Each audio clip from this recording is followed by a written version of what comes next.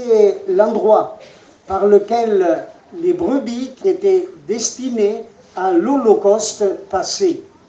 Et nous savons tous qu'il y a quelqu'un qui est passé par la porte et qui est venu nous apporter un grand salut.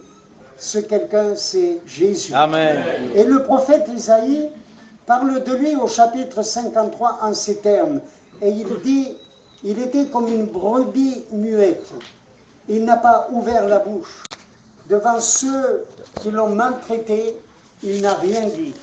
Mais il est allé jusqu'au bout pour accomplir en faveur de chacun d'entre nous la seule œuvre qui nous permet de dire, chacun d'entre nous, que nous sommes sauvés par sa grâce.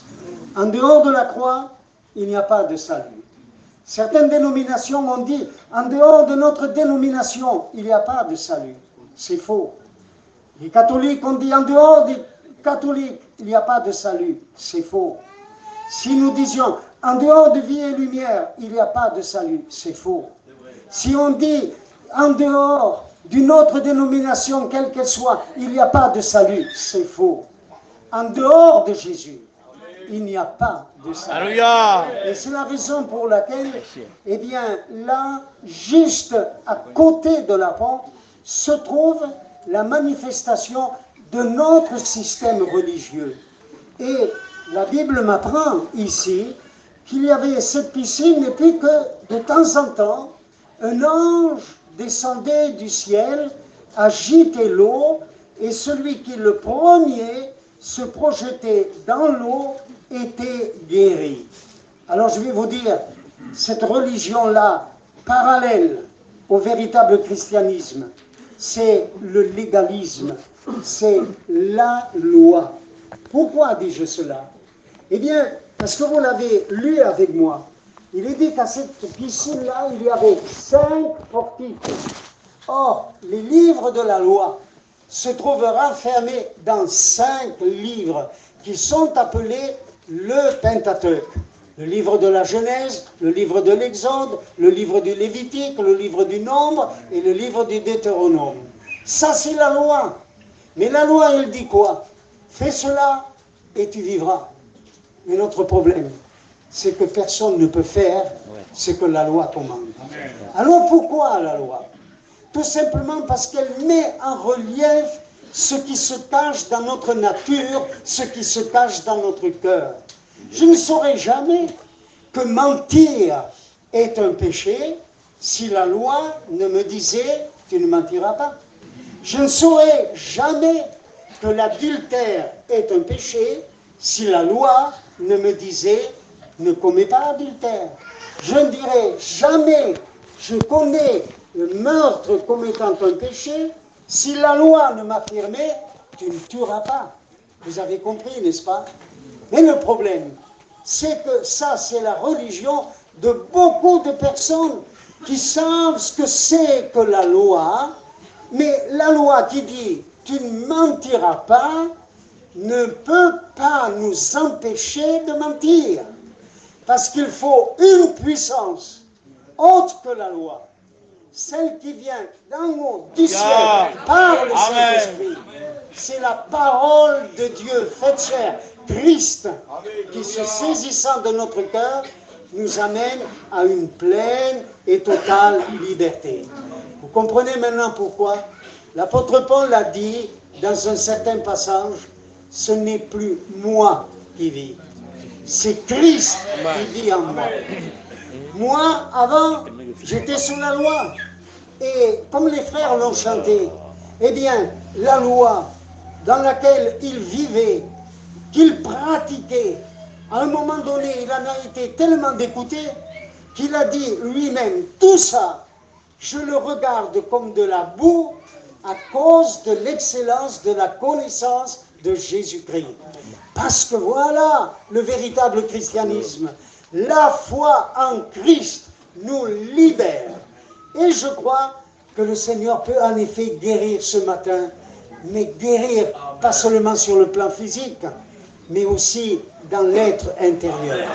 Je comprends que mon frère Gago ait pu dire au commencement de cette réunion. J'ai la conviction que va y avoir ce matin des délivrances, des guérisons.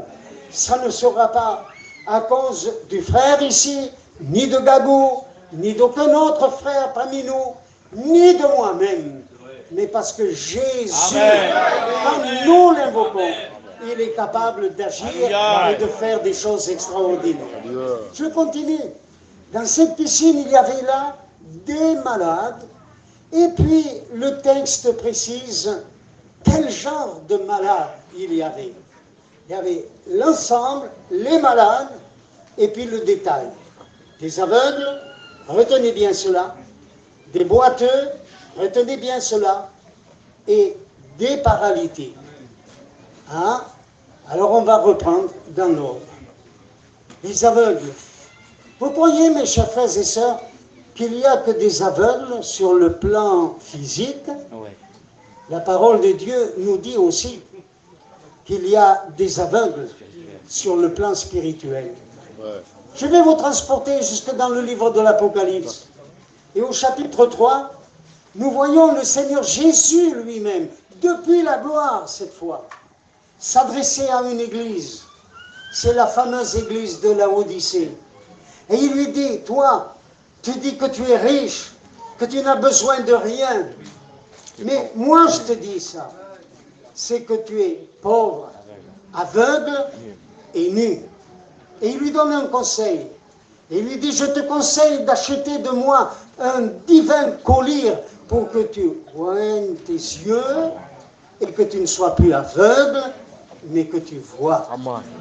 Oh mes frères et sœurs, le drame dans l'église de Jésus-Christ, dans, je dirais aussi, le christianisme, c'est qu'il y a beaucoup de personnes qui manquent de discernement. Ils ne voient pas bien clair. Une des choses que la Bible met en évidence, c'est qu'on doit pouvoir faire la différence. Écoutez bien ici, entre le bien et le mal. Nous sommes dans un monde où le bien est appelé mal et où le mal est appelé bien. Mais nous sommes l'église de Jésus-Christ. Et le bien, c'est ce que la parole de Dieu affirme. C'est parce que les gens de ce monde, ni les politiques, ni les philosophes, ni les professeurs de religion, ni les théologiens nous enseignent. Le bien, c'est ce que Jésus révèle. Et c'est à cela que nous devons être attachés. Mais plus que cela, il y a dans l'épître de Paul aux Philippiens un texte qui est vraiment très fort. Et il dit qu'il prie pour les Philippiens. Et il dit, je demande au Seigneur qu'il vous fasse progresser dans la connaissance du Seigneur jusqu'à ce que vous puissiez discerner entre le bon et le meilleur. Il dit que vous discerniez les choses les meilleures. Une chose, c'est de discerner entre le bien et le mal. Et des fois, quelquefois dans le monde, il y a des personnes qui peuvent discerner entre le bien et le mal. Mais c'est beaucoup plus difficile de discerner entre ce qui est bon, légitime, qui n'est pas répréhensible, mais qui est meilleur. Ça veut dire ce qui va glorifier Dieu. Des fois, nous nous attachons à ce qui est bon, et le Seigneur veut nous donner meilleur. Des fois, nous pensons, ah, si je pouvais obtenir cela, et ce que nous demandons, c'est légitime, ça n'est pas mauvais. Mais le Seigneur dit, mais tu veux cela, je viens te l'accorder, mais j'ai pour toi quelque chose de meilleur. On ne le voit pas toujours au premier abord. Et c'est la raison pour laquelle nous avons besoin que nos yeux s'ouvrent. Amen. Nos yeux s'ouvrent pour voir Christ. Je vois quelquefois au sein de l'Église des personnes qui sont en combat, en lutte perpétuelle, non pas avec les autres, mais je dirais avec eux-mêmes. Il y a des choses dans leur vie qui ne correspondent pas à la gloire de Dieu. Et pourtant, je ne doute pas du salut de leur âme. Parce que, comme je disais hier, vous savez, mon Dieu est fidèle. Et mon Dieu est surtout patient. Quand je regarde à ma propre vie, je me dis, la patience de Dieu, c'est mon salut. Et nous avons besoin d'être patients aussi pour certains qui ont du mal à progresser, à avancer. Et je vois leur lutte, leur combat, jusqu'à ce moment précis, vous voyez, où ils saisissent que ce n'est pas par leur volonté, ni par leur force personnelle qu'ils arriveront à la victoire, mais que c'est par Christ et une action puissante du Saint-Esprit. Je vais essayer de vous expliquer cela. Il y a quelque temps, dans notre petite assemblée, il y a un couple qui est arrivé, un couple avec, bien sûr, cette vie moderne qui se trouve dans le monde. Ils vivaient ensemble, maritalement, et il y avait dans le cœur de ce jeune homme, eh bien, beaucoup de passion. Et c'était un homme qui se livrait parfois à la boisson, et lui-même confesse qu'il était finalement tombé dans l'alcoolisme, et sa personne qui vivait à côté de lui sans être véritablement sa femme, je l'appellerai ce matin sa concubine, elle aussi était tenue par différentes passions. Ils ont entendu le message de l'Évangile. Écoutez bien, quand ils sont rentrés à la maison, ils se sont attachés à l'Écriture. Et autant l'un que l'autre, ils m'ont dit ceci: pasteur, à un instant, par la parole de Dieu, à un instant, les cigarettes, la drogue, l'alcool, tout cela a disparu. Et tous les deux, eh bien, on désirait nous rencontrer, mon épouse et moi-même. Nous sommes allés les voir et nous étions bouleversés en entendant leur témoignage. Et ils ont dit, nous voulons régler notre situation et nous voulons nous engager à marcher avec le Seigneur. Nous demandons le baptême. Personne d'autre que la parole et l'esprit. Des fois, nous poussons les personnes et nous disons, il te faut aller de l'avant, il te faut être baptisé, il te faut faire ceci, il te faut faire cela. Et sûr, nous avons raison de le faire. Parce que Jésus a dit lui-même, celui qui croira et qui sera baptisé sera sauvé. Mais je dois vous dire, mes chers frères et sœurs, il y a des hommes et des femmes qui s'engagent parfois et ils n'ont pas été régénérés. Ils ont répondu à une invitation. Le pasteur a dit, qui veut recevoir Jésus dans son cœur? Mais dites-moi, quand on est dans un lieu comme celui-là et qu'on pose cette question, qui ne veut pas de Jésus? Alors on lève la main. Mais la plupart du temps, ceux qui ont levé la main, quelques mois plus tard, ils lèvent aussi le pied et ils s'en vont. Pourquoi? Parce qu'il faut bien plus que l'exigence d'un être humain. Il faut le miracle de Dieu. Et comme je l'ai entendu hier soir au travers des témoignages, eh bien, moi j'étais aussi bouleversé, parce que je me dis, c'est quand même formidable de voir un homme en prison qui était tenu par la drogue en 1000 morceaux et qui nous disait hier soir, un aumônier est venu nous apporter l'évangile et nous voici, j'ai été libéré. Amen. Quel miracle! J'ai entendu le jeune homme qui est là, qui sert le Seigneur, dire de la même façon, eh bien le Seigneur m'a récupéré, je n'avais pas d'héritage, mais maintenant je suis le plus riche du monde, parce que Jésus est mon sauveur. Et là, je reconnais le miracle. Mais il arrive parfois que j'entends des témoignages où je ne vois pas la personne dire seulement une fois qu'elle a été pécheur. Seulement une fois qu'elle reconnaît que Jésus, dans son œuvre sur la croix, a été son moyen de salut. C'est triste. Et bien souvent, les églises se remplissent d'hommes et de femmes qui acceptent de prier comme les autres, d'agir comme les autres, de faire comme les autres, mais dont le cœur n'est pas changé. C'est un petit peu comme les enfants d'Israël qui sont sortis du pays d'Égypte, mais malheureusement l'Égypte n'était pas sortie de leur cœur. Et ça, c'est le miracle que seul Dieu est capable de faire. C'est pourquoi, dans ce sens, eh bien, il y a besoin que les yeux s'ouvrent. Et quand quelqu'un a les yeux ouverts par le Seigneur, alors il voit clair en lui il voit clair dans la doctrine de Dieu, il voit clair dans ce qu'il a à faire, et ça, c'est ce que j'appelle le miracle divin. Deuxième catégorie de malades, les boiteux. Vous vous souvenez comment Élie a parlé quand il était sur le mont Carmel? Il s'est adressé au peuple de Dieu, non pas au prophète de Baal, mais au peuple de Dieu. Et il a dit, jusque à quand clocherez-vous des deux côtés? Voilà un peuple boiteux. Jusque à quand? C'est-à-dire, d'un côté, le pied dans l'Église, de l'autre côté, le pied dans le monde. C'est difficile, vous savez, de marcher comme ça.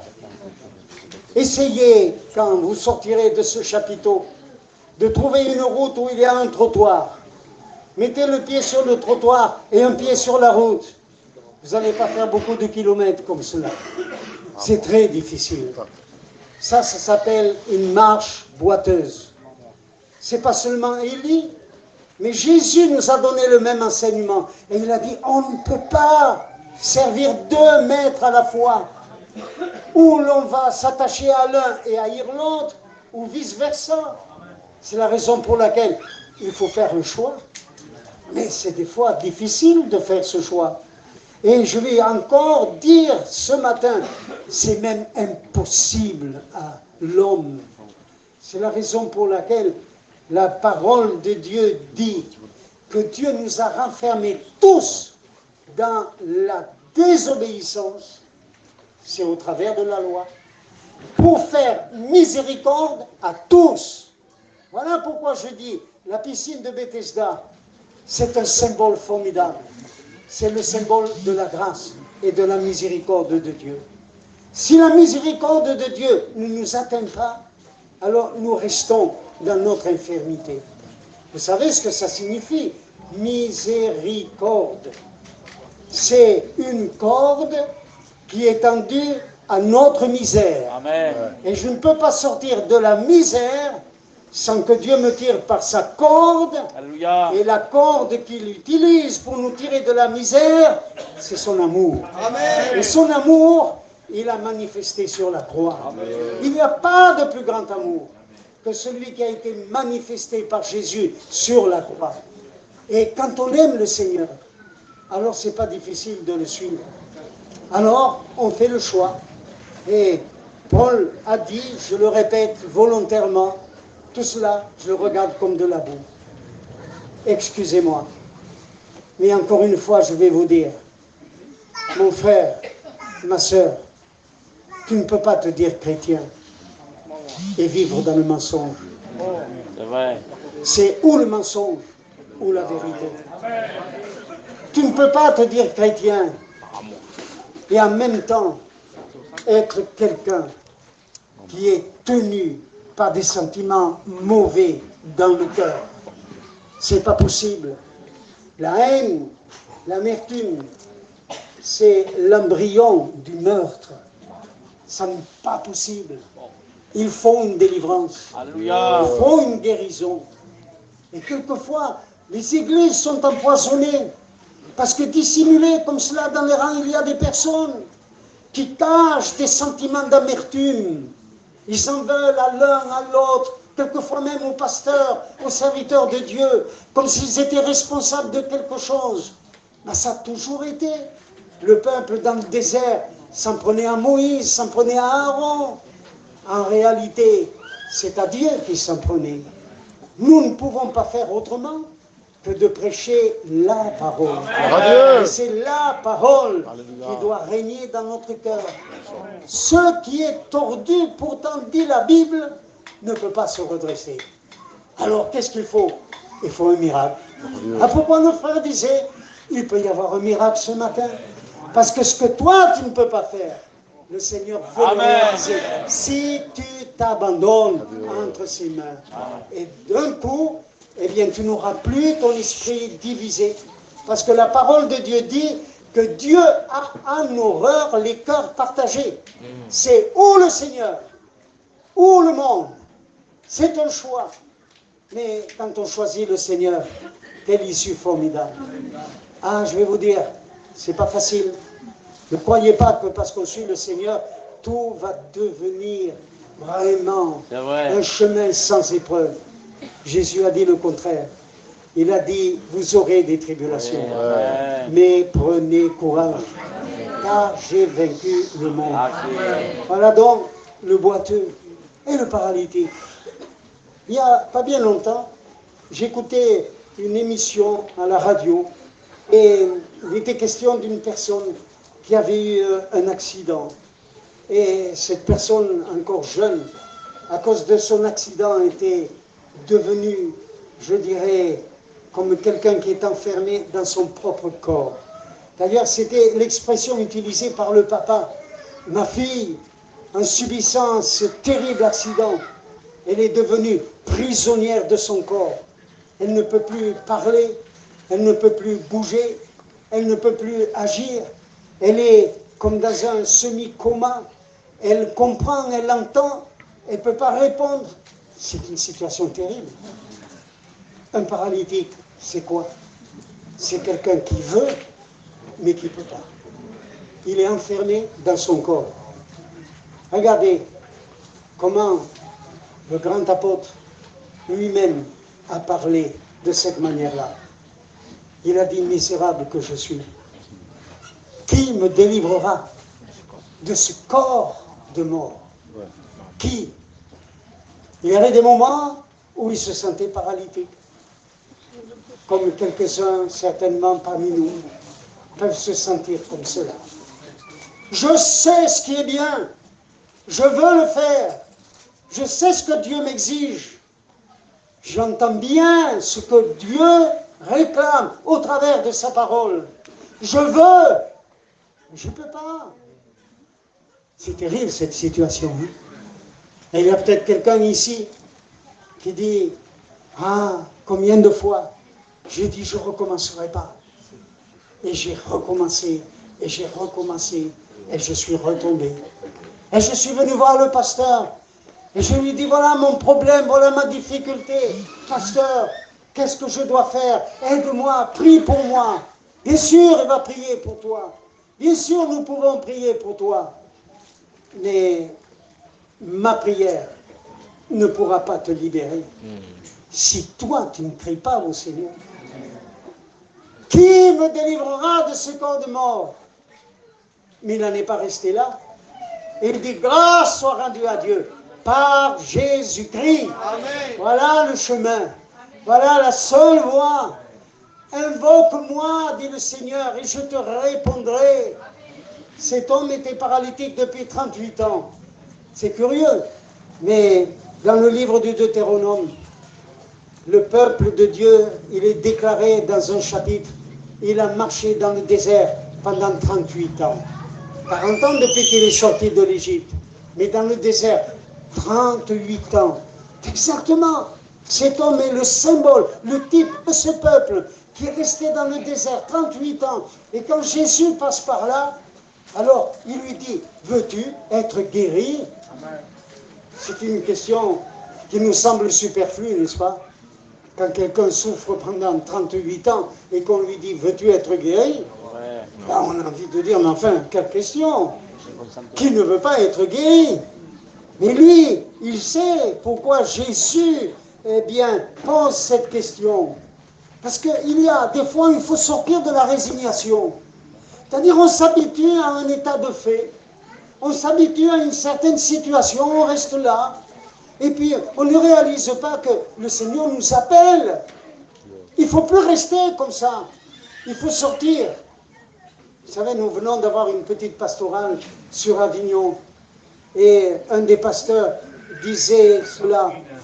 Il faut que nous sortions de notre résignation, que nous sortions de nos habitudes, de notre léthargie. Nous nous habituons à certaines formes, nous nous habituons à un certain rythme, et nous ne nous rendons pas compte que nous sommes enfermés comme cela dans une sorte de tradition. Alors nous l'appelons tradition de ceci, tradition de cela. Non, non, mais il faut sortir de là. Amen. Et là, Jésus a dit, veux-tu être guéri? Oui, mais comment? J'ai personne qui me jette à l'eau. Quand l'ange vient, eh bien, il y en a d'autres qui ne sont pas atteints de la même maladie que moi, qui peuvent plonger, et eux sont guéris. Ça me fait penser à ce qui se passait dans l'Ancien Testament. Le Saint-Esprit est venu pour former l'Église. Mais avant l'Église, il y avait des actions du Saint-Esprit. Pour le roi, pour le prophète, pour le sacrificateur. C'était des actions ponctuelles, mais pas générales. Alors, de temps en temps, il y avait des choses formidables. On est bien obligé de reconnaître que même dans l'Ancien Testament, il y avait des miracles, il y avait des choses formidables, mais rien de comparable à ce que nous voyons dans le livre des Actes des Apôtres. Amen. Alors, je disais à mes frères, quand on parle du commencement et que l'on me dit « Ah, du temps de Scott, du temps d'un tel, eh bien, il y avait telle et telle chose. » Mais voulez-vous que je vous parle franchement? Mais je m'en fiche du temps de Scott. Je m'en fiche du temps d'un tel. Vous savez pourquoi? La Bible me dit textuellement cela. Ce n'est pas par sagesse que tu dis que les temps passés étaient meilleurs que ceux d'aujourd'hui. Pourquoi? Parce que c'est vrai que les temps pouvaient être meilleurs que ceux d'aujourd'hui, mais il y en a un qui ne change pas. C'est le Seigneur. Amen. Alors il dit, c'est pas par sagesse. Parce que celui qui faisait les miracles là-bas, il les fait aujourd'hui. Aujourd'hui, il est vivant. Aujourd'hui, il est ressuscité.